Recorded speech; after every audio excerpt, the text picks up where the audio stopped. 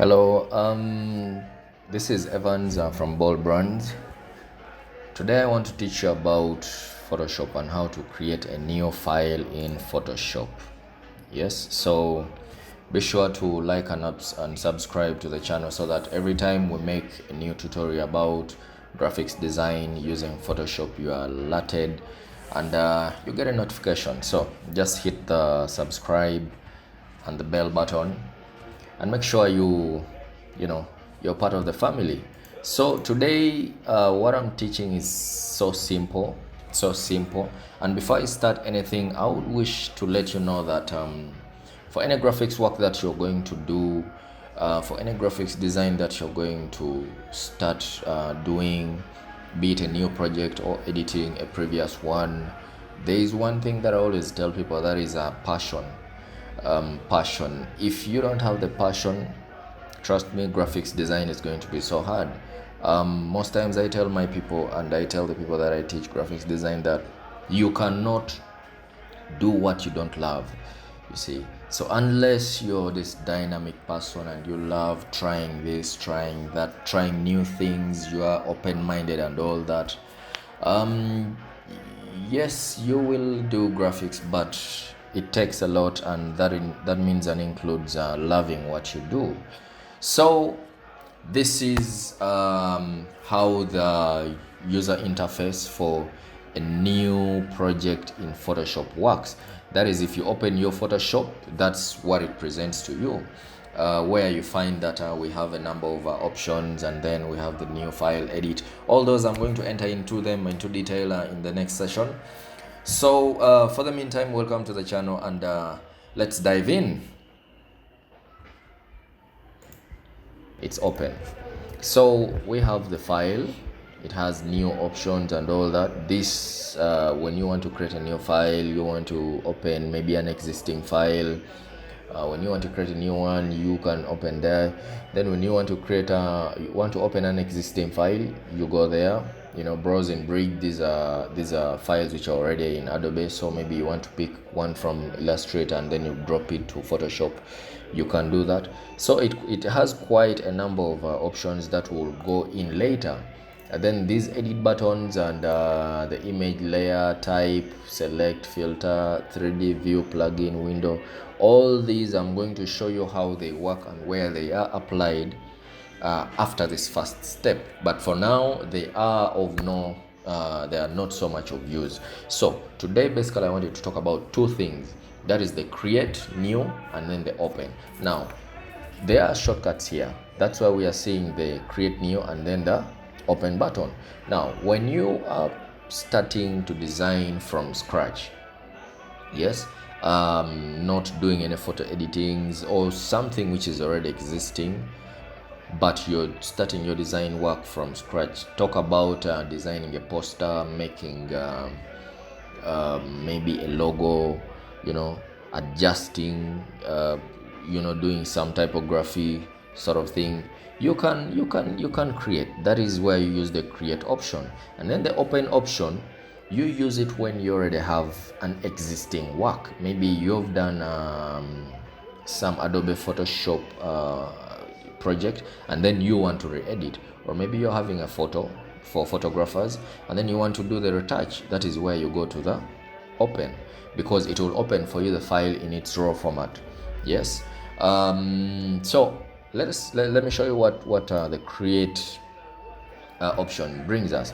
So this is the interface for the create new document. That's why it's saying it's new document. It has a number of presets. We have the saved presets, that is if you've ever made any presets for yourself. Then we have presets which are under photos.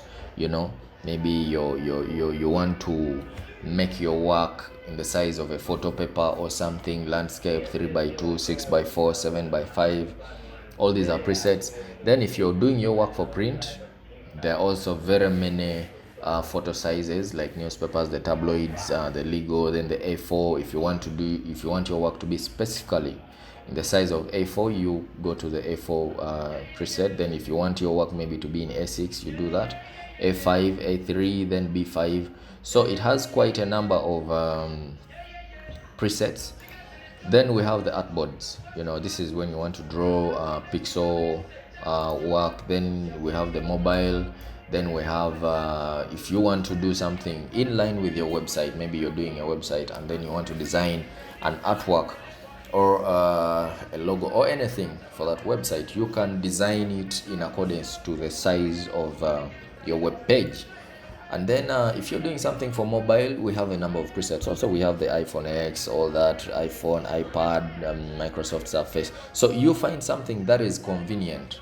You see, maybe say you're designing an Instagram story or advert. You come and get the right preset here and then you use it for your designing. It makes your work so easy. Then maybe if you're doing a video, YouTube, 4K Ultra, all that, you come and design in accordance to what you're going to do.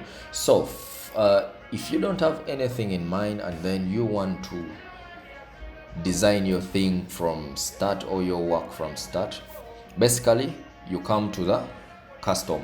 You see, custom gives you the option of giving your own size. Now for me in particular, I use the 1080 and 1080 by 1080. That is for Instagram posts, because when you post it on Instagram, you don't need to crop it, you don't need to adjust it, you just throw it there and automatically it goes. And then the preset details, the preset details panel will show you that we have the width, height, the pixels. You know, these are measurements in case you're more convenient with pixels, you use pixels. Like me, I'm more conversant with the pixels.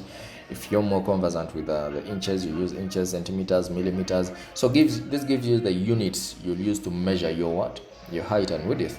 So the orientation depends. Now like mine here, you see, even if I click on the orientation, it cannot change. Why? Because it's on custom, you see. But if I had selected the landscape, okay, you'll find that this particular preset, you'll find that I can alter the orientation. But because I'm on the custom, it's 1080 by 1080, it's very hard for me to alter that. Then the resolution is always at 300 pixels per inch or pixels per centimeters. You see, this is how clear, how detailed you want your work to be. Our color mode in Photoshop, most times we use, personally I use RGB. Why? Because I'm dealing with 3 colors, basic colors. But there are 2 options. We have the bitmap, grayscale, CMYK, lab color. CMYK, most times there are 2 particular colors that I use for my Photoshop, that is RGB and then CMYK. But CMYK on rare occasions. Maybe when I'm exporting a file from Illustrator to Photoshop, that's when I use my CMYK.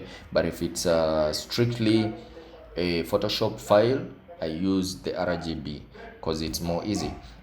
And then when I go to Illustrator, I use my CMYK. The background, I always prefer to start with a solid background that is white, so that it gives me, instead of starting with a transparent background, then I have to create, another solid layer. No, that I will discuss in detail in another video. But for now, for the starters, I want to introduce you to the page and know the meanings of all this. So for the background, this is what you will start with. You see, so when you open a Photoshop and then you're maybe putting text, your background is transparent, you won't really see the color, or it won't be so easy. But when you start with a white background, it shows you, it presents itself to you. Then the color profile, it's sRGB. That's the one I always use for Photoshop. The number of colors that then the square pixels, that's the one I use. So when I click create, it will take me to Photoshop. You see, this is what I told you. And earlier, remember, for just purposes of learning, you remember when I said it's better if you start with with a white background. This is how it helps you. You see, it makes it so easy for you to work on the color. And then, whereas if you don't do that, this is what will happen if the background is transparent. You see, this is not a transparent background, but a white background brings out whatever you're trying to do. So this is for the new file, the create new option. So when we go back from this, you will see that we have another option of open. So open gives you the ability to open an existing file. You see, that's why when I said open, it has taken me direct to my work, to some of my works. So maybe let me give you one of my snapshots. So maybe say I want to edit, take an example of this lady, yes, and I want to do maybe some color correction. I want to do some, maybe give it some wording and all that. You'll see that I can easily do it, yes, just like I can decide and say I want her to stand out. All right, I want her to stand out, and when I come here, then I say maybe say what do I want? I want to include a text. Okay, like I want to include a text on her, and let's say I just want to include maybe a text here, like say Laura, something like that, random names. That's the beauty of graphics. So I want to include the text, maybe say Laura, and make a simple, something so simple, like, you know, just in Laura, and then drop it somewhere there. So this is what Adobe makes.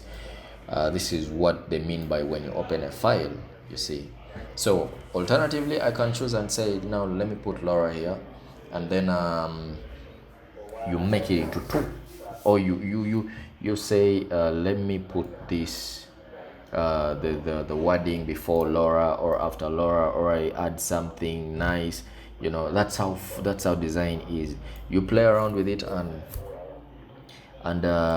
you come up with a good work. So with this, what I'm trying to show is for the open option, well, we're not going to save this. For the open option, it gives you access to already an existing work, and then to the create new, you're starting from scratch. That's why it gives you the interface and how you want to set your document, how you want it to look, and how you want to do it. So that is it for today. Subscribe to the channel. Let me know if you have any questions in the comment section. Share, subscribe to the channel, so that in case I take when I put my next video about Photoshop for the next step, you're alerted. So thank you, and like and share. Let many people learn the art. We're in a digital generation. Learning, sharing is caring. I remain Evans from Bold Brands. Adios. Thank you.